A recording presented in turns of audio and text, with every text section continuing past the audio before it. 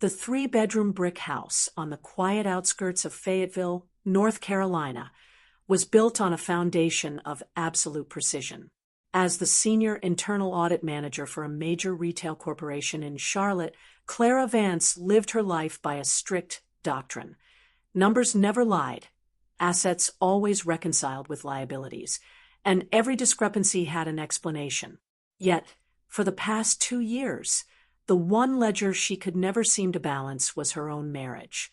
Her husband, Julian, a regional sales director whose charisma could light up any corporate convention, had spent years slowly reducing Clara's presence in their home to a whisper.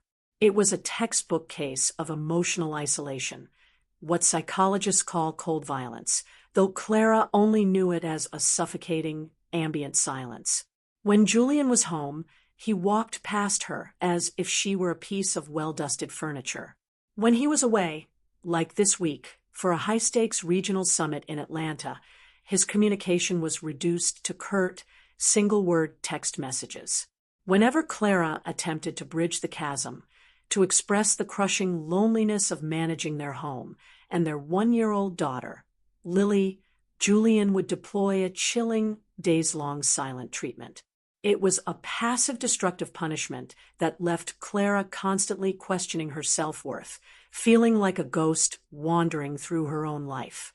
She had traded the momentum of her fast-track career to become a quiet haven for his ambition, only to find herself completely invisible. Then came the night of the anomaly.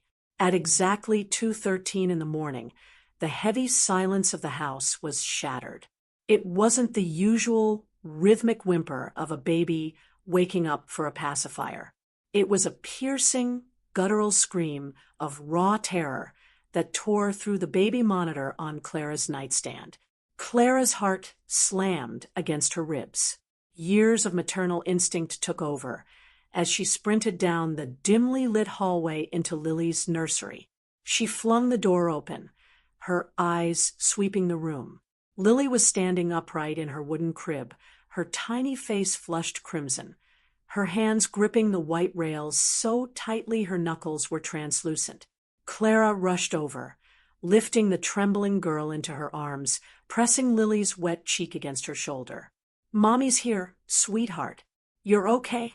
she whispered, her own breath coming in ragged gasps. Clara systematically checked the room. The window was latched tight against the cool North Carolina night. The closet door was shut. The deadbolts on the front and back doors down the hall were securely engaged. On the surface, the perimeter was intact. Everything appeared safe. Yet, as Clara sat on the edge of the nursery rocking chair, soothing her daughter back to sleep, the professional investigator inside her refused to quiet down. An internal auditor does not look at what is present. She searches for what is missing. Leaving every light in the house blazing, Clara sat at the kitchen island with Lily asleep on her lap and opened the security app on her phone. They had a 4-camera closed-circuit system covering the perimeter and the nursery hallway. Clara scrolled the timeline backward, tracking the minutes leading up to the scream. 2:11 a.m. The back patio was bathed in the amber glow of the porch light, empty and still. 2:12 a.m. Nothing moved. Then, the digital timeline glitched. From 2:12 and 59 seconds a.m., the timestamp suddenly jumped straight to 2:14 a.m. Clara blinked, scrolling back and replaying the sequence. The result was identical. For 60 precise seconds, the video feed faded into a wall of gray, electronic snow, accompanied by a low, rhythmic hiss. To anyone else, it might have looked like a mundane network hiccup. But to Clara, it was a glaring deficit on the balance sheet of reality. A full minute of time had been violently erased from the ledger. With her hands shaking, she called Julian. It was almost 3 in the morning. The phone rang 4 times before he finally answered, his voice thick with sleep but sharp with immediate irritation. "Julian, someone might have been outside. Or the security system." "Clara, for God's sake," Julian interrupted, his tone dripping with a familiar condescension that made her feel microscopic. "It's 3 a.m. You've been cooped up in that house with Lily for too many months. Your mind is playing tricks on you. It's a software glitch. Restart the router and go to bed. I have a major corporate presentation in 5 hours." The line went dead before she could reply. Clara stared at the dark screen of her phone. The familiar sting of his dismissal washed over her, but this time, it didn't leave her feeling helpless. The cold violence of his rejection acted like a catalyst.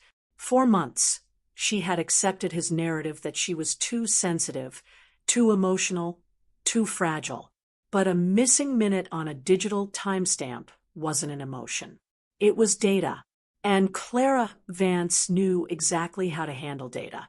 She realized then, with a profound and sudden clarity, that she was entirely on her own. No one was coming to save her or her daughter. At sunrise, Clara packed a heavy diaper bag and made a definitive choice. She didn't call in sick to work. She requested a formal personal leave. Armed with a screwdriver from the garage, she climbed onto a stepping stool in the hallway closet and unmounted the heavy digital video recorder (DVR) unit from the main security hub. She bypassed the local repair shops in Fayetteville and drove 2 hours north to Charlotte, straight to Carolina Evidence Recovery, a highly specialized digital forensics lab her corporate firm used to investigate corporate espionage and data tampering. By noon, she was sitting across from Ben Alvarez, a seasoned digital forensics engineer whose office smelled faintly of ozone and stale coffee. Clara didn't cry. She didn't act the part of the panicked, hysterical housewife her husband made her believe she was. She laid the DVR unit on the desk, looked Ben straight in the eye, and said, "There is a 60-second deficit in this timeline.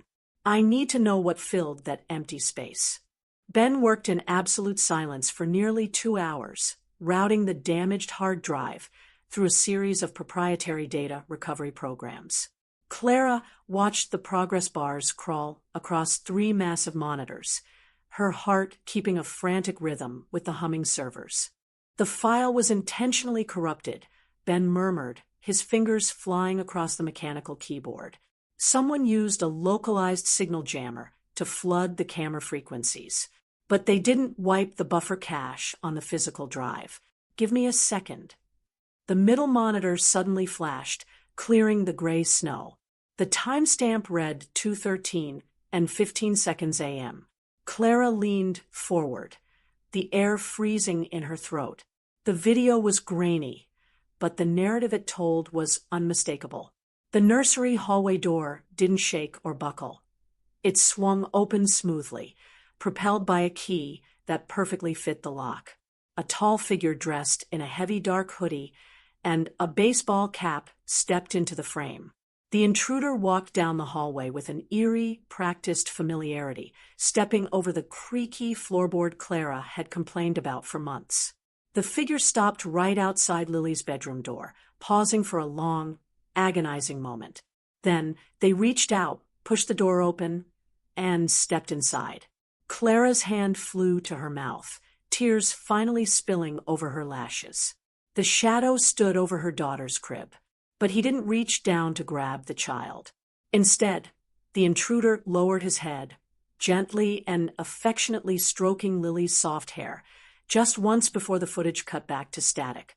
It wasn't a robbery. It was a visitation, and the nightmare had only just begun. The drive back from the forensics lab in Charlotte was enveloped in a heavy, suffocating silence, broken only by the soft, innocent breathing of Lily asleep in her car seat. Clara felt as though the very air inside her vehicle had changed weight. The data didn't lie. The shadow in the video was real, the intrusion was deliberate, and the psychological safety of her home had been utterly liquidated. Julian's dismissive words echoed in her mind like a hollow, bitter joke, but she no longer felt the familiar sting of his gaslighting. The cold violence of his emotional abandonment had finally stripped away her denial. She was entirely on her own, and that realization brought a strange, icy clarity. By 3 p.m. the following afternoon, Clara had already taken her first defensive steps. She paid a premium to an emergency locksmith who replaced every exterior deadbolt and cylinder with high-security, pick-resistant locks. Yet, as she stood in the center of the living room, looking at the shiny new keys in her palm, the air in the house still felt contaminated. Every creak of the floorboards sounded like an accusation. Realizing she could not spend another night under that roof alone, she packed a week's worth of clothes for Lily and drove an hour north to Raleigh, seeking sanctuary at the home of her older sister, Audrey. Audrey's house was a warm, sunlit craftsman filled with the comforting noises of a chaotic, loving family, the exact opposite of the silent, sterile fortress Julian had curated for them in Fayetteville. For 48 hours, Clara allowed herself to breathe, wrapped in her sister's quiet support. But the illusion of safety was violently shattered on the third afternoon. Clara's phone chimed with a sharp, distinct notification, a motion alert from her front porch camera back in Fayetteville. Her thumb flew to the screen, her heart hammering against her ribs. The live video feed showed a completely deserted porch, the afternoon sun cast across the brick facade. But sitting directly in the center of the welcome mat was a small, white object. Clara zoomed in, and the breath caught violently in her throat. It was Lily's favorite stuffed white rabbit. A cold sweat broke out across Clara's neck as her mind immediately went into audit mode, cross-referencing her memories with terrifying precision. When she had packed for Raleigh, she had searched the entire house for that specific rabbit because Lily couldn't sleep without it. She knew for an absolute fact it wasn't in the house. In truth, the toy had mysteriously vanished 3 weeks prior. Clara had assumed it had been dropped at a park or mislaid during a grocery run. Now, it sat on her doorstep like a grotesque calling card. The realization was psychological warfare. The intruder hadn't bypassed the new locks to leave it there. He had possessed the rabbit for weeks. He was letting her know that he had been collecting pieces of her daughter's life long before the night of 2:13 a.m. It was a calculated message, a deliberate attempt to show her that her new locks were nothing more than a childish illusion of security. Panic threatened to drown her, but Clara forced herself to close her eyes and take a deep, measured breath. Stop, she told herself. Think like an auditor, not a victim. If the new locks were intact, and the security perimeter had no signs of forced entry, then the flaw wasn't in the security system, she could see. The flaw was built into the physical architecture of the house itself. She needed to audit the history of the property. Leaving Lily under Audrey's watchful eye, Clara sat at her sister's kitchen table and dug out a heavy, multi-pocket accordion folder from her bag. It contained every document, blueprint, and invoice related to the home renovation Arthur Pendleton's company had executed a year ago when they built Lily's nursery. To anyone else, it was a boring stack of construction receipts. To Clara, it was a forensic trail. She performed a line-by-line reconciliation of the material logs against the architectural blueprints. For hours, she compared the square footage of the nursery to the raw materials invoiced by the subcontractors. That was when her eyes locked onto an anomaly in the electrical subsystem ledger, signed by the independent electrician, Marcus Thorne. According to the standard blueprint, Lily's nursery was a modest 12 by 12 room, requiring roughly 80 linear feet of electrical conduit for standard outlets. However, Marcus Thorne's invoice billed for a staggering 150 feet of heavy-duty armored conduit, along with 20 additional labor hours listed under structural wiring adjustments. A discrepancy of that magnitude in a commercial audit meant asset diversion or fraud. In a residential setting, it meant something far more sinister. There was a physical surplus of materials buried within the walls of her house that did not match the visible geometry of the room. The next morning, Driven by a fierce, quiet resolve, Clara drove back to Fayetteville alone. She carried a heavy utility flashlight and a crowbar from the garage. She walked past the stuffed rabbit on the mat without touching it, unlocked the front door, and marched straight into the empty nursery. She walked into the walk-in closet, kneeling on the beige carpet. Using the flashlight, she scanned the baseboards. She began pressing her weight against the floorboards, listening to the resonance of the wood. Near the back corner, beneath a low-hanging shoe rack, the floor didn't creak. It sounded hollow. Clara wedged the flat edge of the crowbar beneath the seam of the carpet, pulling it back to reveal the plywood subfloor. There, camouflaged perfectly along the grain of the wood, was a neatly sawed rectangular seam. It was a hidden access hatch, meticulously constructed and entirely invisible from the outside. With a grunt of exertion, Clara pried the panel upward. A rush of cool, damp, earthy air hit her face. She shone the flashlight down into the darkness. Beneath the floorboards lay the home's crawlspace utility tunnel. The crawlspace utility tunnel. The extra electrical conduit she had found on the invoice ran neatly along the floor joists, illuminated by the beam of her light. The tunnel extended straight beneath the foundation of the house, leading directly to the exterior electrical breaker box located outside the backyard fence line. The intruder had never needed to breach her front door or pick her new locks. He had built his own private highway directly into her daughter's bedroom. The wolf hadn't just been knocking at the door. He had been living right beneath their feet. The physical evidence Clara retrieved from the crawlspace was absolute, yet the legal machinery of the Cumberland County Sheriff's Office immediately hit a baffling wall. Armed with the forensic video from Charlotte showing the Pendleton Renovations logo on the intruder's work boots, Detective Sarah Cooper had initiated an immediate interrogation of the company's owner, Arthur Pendleton. But within hours, the investigation fractured. Detective Cooper called Clara into the quiet, fluorescent-lit precinct, her expression grim as she spread a sequence of time-stamped photographs across the metal table. Arthur Pendleton didn't do this. Clara, Detective Cooper said gently. She slid a credit card receipt and a series of crystal-clear surveillance frames across the desk. At 1:58 a.m. on the night of the intrusion, Arthur was at a specialized truck stop in Sanford, 40 miles away, buying diesel and coffee. He is visible on 3 separate cameras until 2:19 a.m. Even driving 100 miles an hour, it is mathematically impossible for him to have been standing over Lily's crib at 2:13 a.m. Clara stared at the receipts, her analytical mind immediately calculating the spatial discrepancy. The data was clean. Arthur's alibi was ironclad. But instead of feeling defeat, an icy wave of intuition washed over her. The boots were a prop. The perpetrator wasn't just a clumsy prowler.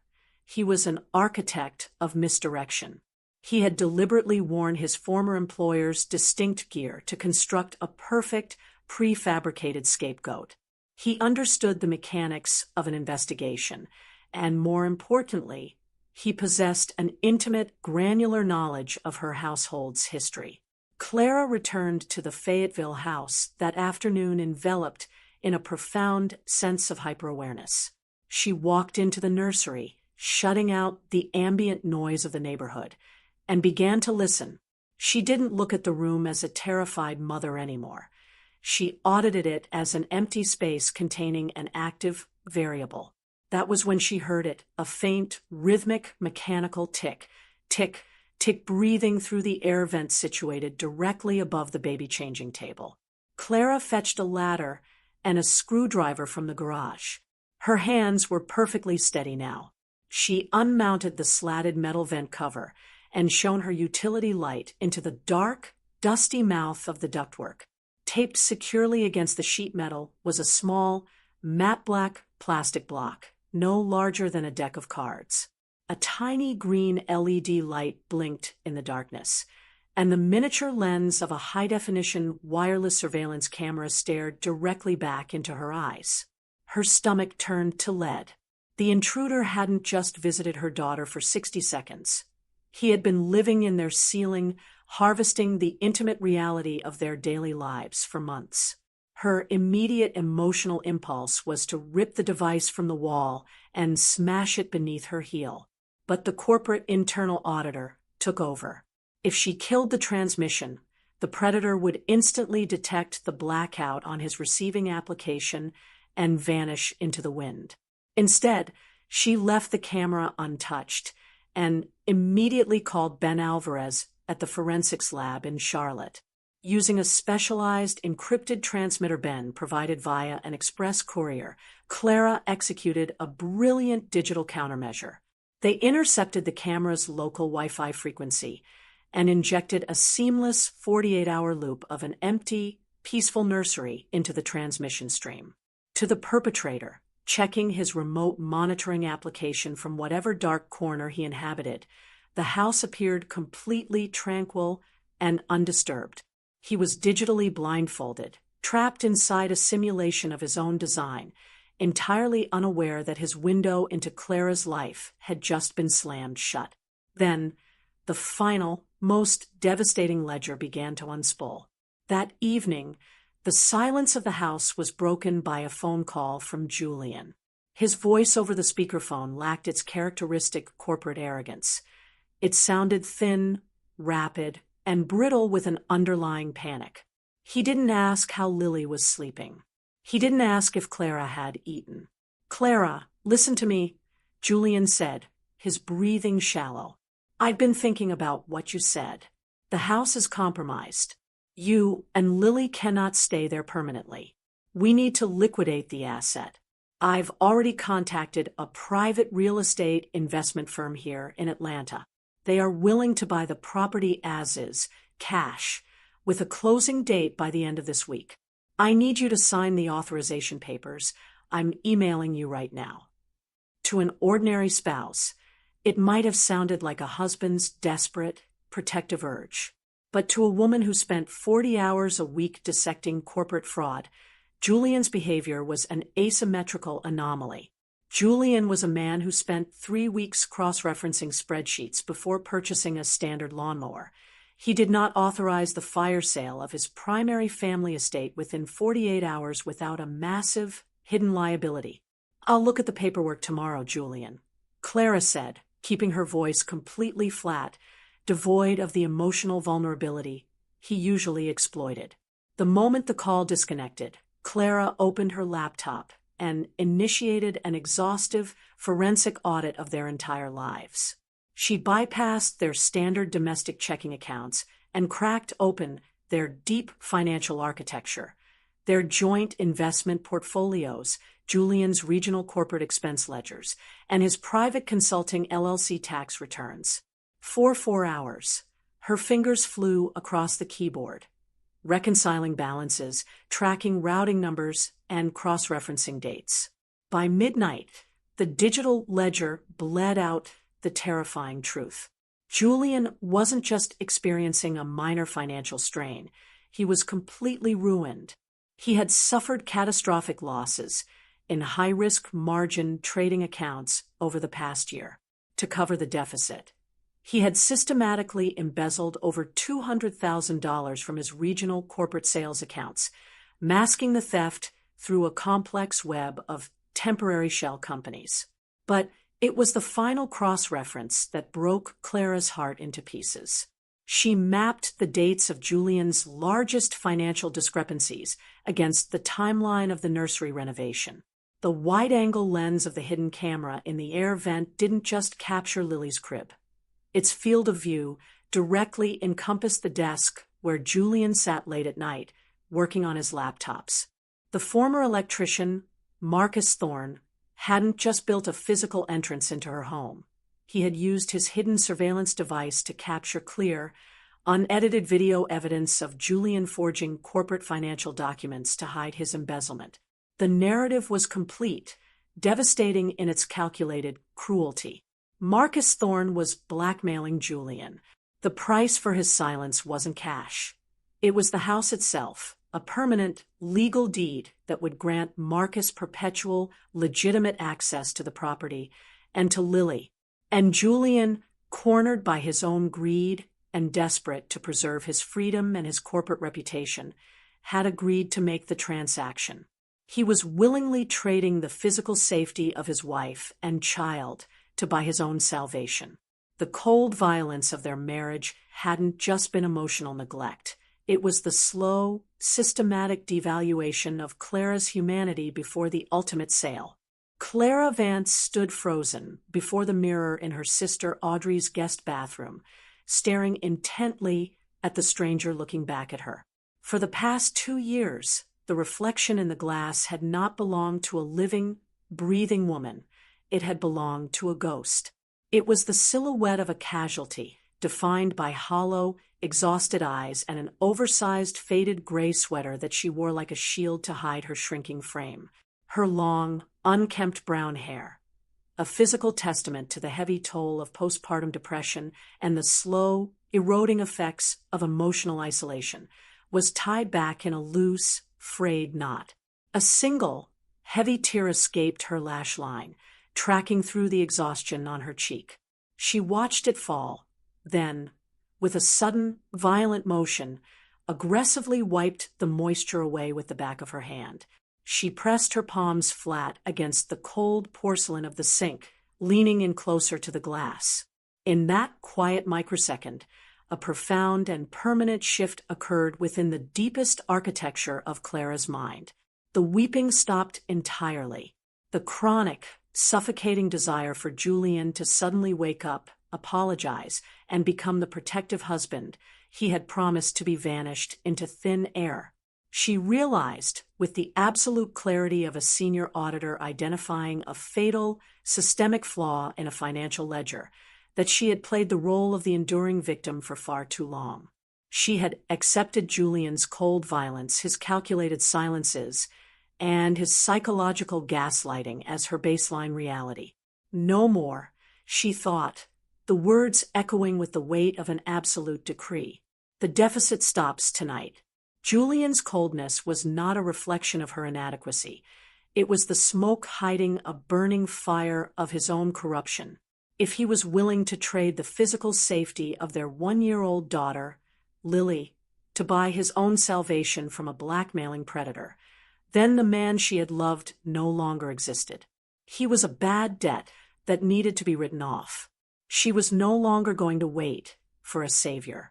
She was stepping out of the shadows of his neglect to become the primary, absolute manager of her own life and her daughter's future. The transformation was not an emotional outburst. It was a systematic, cold, and entirely action-driven strategic campaign. Clara walked out of the bathroom, sat down at Audrey's dining table, and opened her laptop.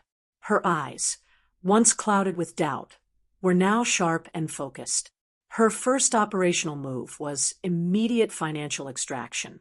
Utilizing her extensive knowledge of forensic accounting, Clara spent the next few hours mapping every account tied to her name. She established a pristine, individual savings account at a completely separate credit union that Julian had no historical awareness of. With clinical precision, she legally transferred Lily's $529 college savings plan, ensuring the funds were locked behind a multi-factor authentication protocol that required her biometric signature alone. She then pulled her own personal savings, capital she had accumulated before their marriage, out of the joint accounts, moving the numbers across screens before Julian's regional corporate offices could flag the transactions. By noon, Clara was sitting in a high-rise office building in downtown Raleigh across from Eleanor Vance, one of the most formidable family law attorneys in the state. Clara did not present herself as a panicked, emotional housewife. Instead, she placed a meticulously organized, 3-inch binder on the mahogany desk. Inside was a forensic masterpiece, a line-by-line reconciliation of Julian's regional corporate expense ledgers, copies of the forged bank drafts he had used to mask his embezzlement, and the intercepted camera logs showing Marcus Thorne's blackmail demands. I don't want a standard separation agreement, Eleanor, Clara said, her voice perfectly level. I want an absolute legal quarantine. Julian will sign a total surrender of all marital property rights, the Fayetteville estate, and absolute, sole custody of Lily. If he contests even a single line, these files will be delivered directly to the federal prosecutor's desk before the court closes today. Eleanor reviewed the documents, a slow, appreciative smile spreading across her face. Clara, this isn't a divorce petition. This is an execution. He won't contest it. With the legal perimeter secured, Clara marched straight into a nearby salon. She sat down in the leather chair, looked the stylist directly in the eyes, and gave a simple command. Cut it off. All of it. 30 minutes later, the heavy, dead weight of her past life was replaced by a sharp, asymmetrical pixie cut that framed the high angles of her cheekbones. The very next dawn, at 5 a.m., Clara stepped out onto the asphalt. She wore fitted running pants and high-performance athletic shoes. For the first time in nearly 3 years, she pushed her body into motion, sprinting into the crisp, biting North Carolina morning air. The first mile was pure agony. Her lungs burned like fire, and her thighs screamed in protest. But Clara welcomed the physical discomfort. It was a tangible index of her own survival. With every powerful stride, she felt the long-dormant muscles of her independence waking up. She was no longer running away from her fears. She was running toward her target. By Friday evening, Clara's tactical counteroffensive was fully prepared. Working in absolute synchronization with Detective Sarah Cooper of the Cumberland County Sheriff's Office, Clara returned to the Fayetteville house under the cover of dusk. To any casual observer, it appeared to be a standard domestic return. Lights turning on, a silhouette moving past the windows. But behind that curtain of normalcy lay a highly coordinated law enforcement operation. Before darkness settled, Audrey had quietly evacuated the real Lily through the back fence line. In the nursery crib, nestled deeply beneath a soft pink blanket, lay a state-of-the-art medical training doll. The device had been meticulously calibrated to mimic the exact thermal heat signature and subtle respiratory movement of a sleeping child. Clara had spent the afternoon working alongside a digital technician to completely re-engineer the home's automation grid. The hidden crawlspace access hatch inside Lily's closet, the secret highway Marcus Thorne had constructed, was intentionally left unlocked, acting as a deliberate bait to invite the predator in. However, the digital infrastructure surrounding that hatch had been radically altered into a digital cage.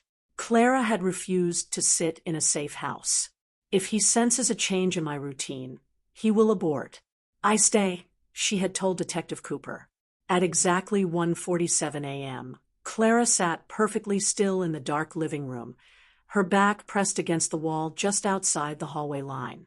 She was dressed in sleek, dark running gear, a fitted black sweater, and her short hair made her look like an entirely different entity. In her right hand, she held her legally registered self-defense pistol. A wireless micro-earpiece hummed in her left ear, connecting her directly to Detective Cooper, who was stationed inside an unmarked utility van 2 streets over. Movement on the south perimeter. Cooper's voice crackled softly through the earpiece. The target has bypassed the external breaker box and entered the crawl space. He's in the tunnel. Clara, hold your position. Clara didn't tremble. Her pulse was a slow, steady rhythm. She watched the auxiliary smartphone screen resting on her knee. Through the infrared camera loop, she watched the closet floorboard inside Lily's room begin to slide backward with agonizing slowness. Marcus Thorne emerged from the darkness of the earth like a subterranean phantom. He was dressed in a heavy, dark, insulated hoodie, a baseball cap pulled low over his brow, and his heavy leatherwork boots stepped silently onto the carpet. Clara watched through the screen as his face twisted into a serene smile of possessive delusion. He walked down the short distance to the crib, entirely confident in the digital loop that was supposedly broadcasting an empty house to his phone.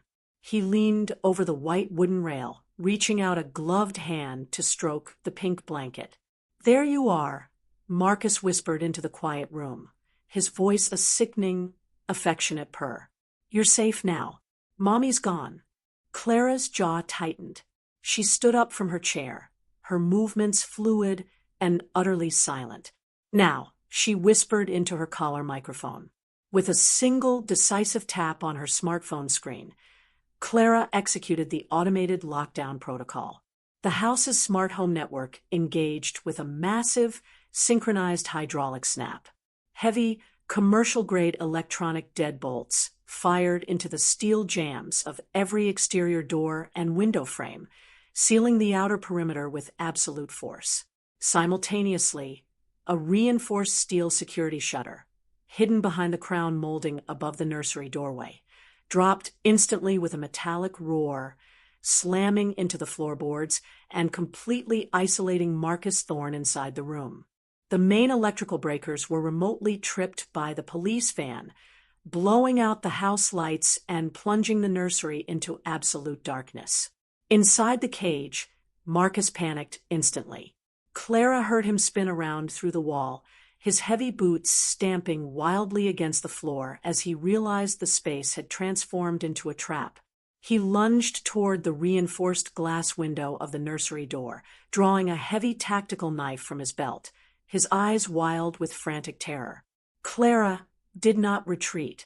She marched down the dark hallway, stepping into the space directly in front of the nursery door. She raised her firearm with a flawless two-handed stance, her left hand snapping upward to aim a 1,000-lumen tactical flashlight straight through the glass pane, pinning Marcus in place like an insect beneath a microscope. She pressed the wall-mounted intercom button next to the door frame. Her voice sliced through the speaker inside the darkened nursery with the cold, unyielding authority of a judge delivering a final verdict. "Marcus, look at me," Clara said, her tone devoid of fear, radiating absolute, lethal control. "You are completely cornered. You spent months hiding in my ceiling, slinking through my floors, believing you owned this house. But you made a fatal miscalculation in your ledger. You thought you were dealing with Julian. You forgot that you were dealing with me. You are standing in my territory now, Marcus, and your time is officially up." Within a fraction of a second, the tactical officers breached the rear patio glass, their heavy combat boots thundering through the hallway. "Sheriff's office. Get on the ground." Now, the electronic security shutter was lifted by Detective Cooper's remote override, and a tactical flashbang was deployed into the corner of the nursery. The explosion filled the air with a blinding flash and a deafening boom, obliterating Marcus's remaining spatial awareness. The knife clattered to the floor as 3 heavily armed officers tackled him into the carpet, forcing his arms behind his back and securing his wrists in heavy zip ties. Marcus roared in a confused, impotent rage, twisting his head toward the crib as the blanket shifted, revealing the plastic, unblinking blue eyes of the medical training doll. "Where is she? I was saving her," he screamed, his voice breaking as the reality of his total failure settled into his mind. Clara stood perfectly still in the center of the hallway, her weapon lowered safely, her chin held high as she watched the trembling monster being pulled to his feet. She didn't look at him with hatred. She looked at him with the cold detachment of a professional closing a settled account. As they dragged him past her into the flashing blue lights of the front yard, she turned off her flashlight, stepping into the clean, quiet air of a house that finally, completely belonged to her. The wheels of justice, much like the final stages of a comprehensive corporate audit, moved with a cold, unyielding momentum.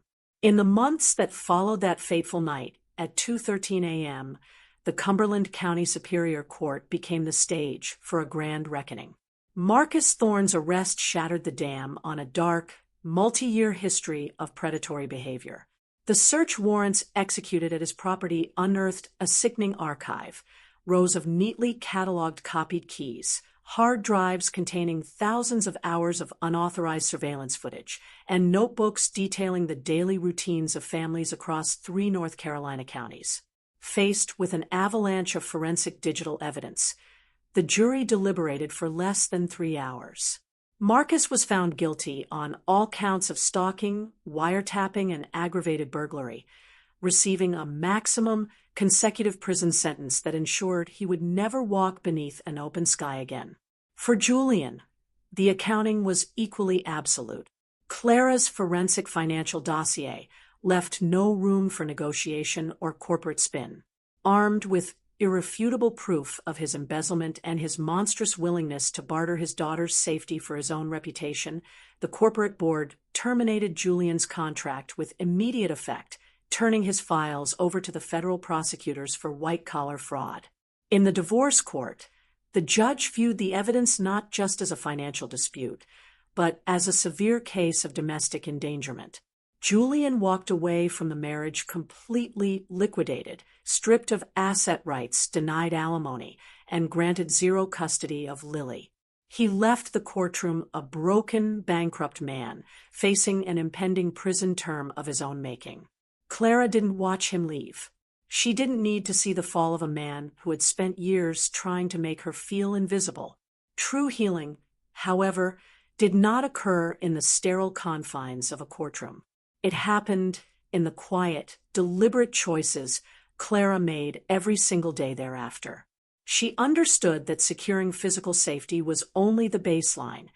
The true transformation required a total reclamation of her value. During the grueling months of the legal separation, while balancing her responsibilities as a single mother, Clara poured her focused energy into professional advancement. She woke up at 4:30 every morning, laced up her running shoes to clear her mind, and then spent 2 hours studying before Lily woke up. She sat for the notoriously difficult Certified Internal Auditor, CIA, international examinations, passing all sections on her very first attempt. The corporate world, recognizing her unmatched forensic acumen and her fierce, steady leadership during a period of intense personal crisis, elevated her to the position of Regional Audit Director. The promotion came with a substantial executive salary, providing her with total, unassailable financial sovereignty. With her new resources, Clara permanently closed the door on the Fayetteville house. She purchased a beautiful, sunlit 2-bedroom condominium in a quiet, leafy suburb of Raleigh. The home was a masterpiece of light, featuring floor-to-ceiling windows, soft sage green accents, and a small, private garden terrace filled with blooming lavender and hydrangeas. It was a space entirely curated by her own hands, paid for by her own intellect, and dedicated exclusively to peace. The story reached its true resolution on a crisp, late autumn afternoon. The air in Raleigh carried the sharp, sweet scent of turning pine needles and falling leaves. The neighborhood was quiet, bathed in the rich, warm amber glow of the setting sun, the magnificent, tranquil window of time known as the golden hour.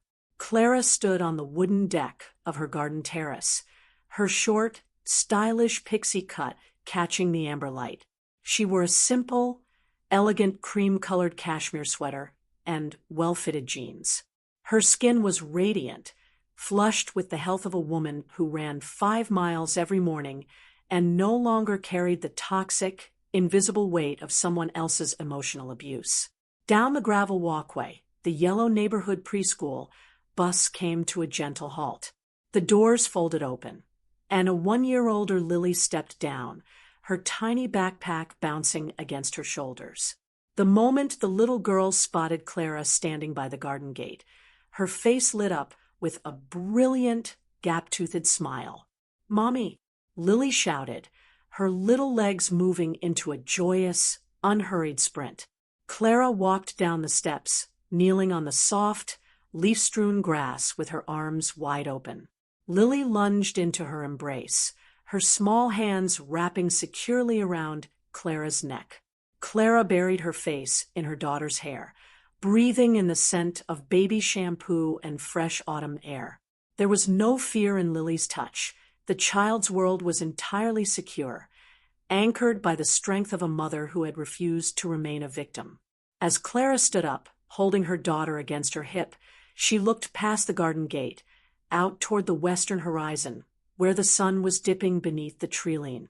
For the longest time, she had believed that moving past the trauma meant waiting for an apology, or holding on to a righteous, burning anger against Julian for the cold violence he had inflicted upon her soul. But standing here in the golden light, she realized that resentment was merely an unreconciled account, a useless debt that kept her bound to a bankrupt past. She let it go. She looked back at the shadow of her former life not with bitterness and not with hatred, but with a profound, quiet gratitude for the struggle that had forced her to find her own voice. She had closed the ledger in the past. The accounts were balanced, the deficits were wiped clean, and the future belonged entirely to her. Clara Vance smiled into the fading light, completely free, fiercely proud, and beautifully sovereign in the kingdom of her own making. All shadows must fade before the truth, and every pain is simply the start of a beautiful rebirth. Always remember, the right to write a new chapter of your life is forever in your hands. See you on the next page.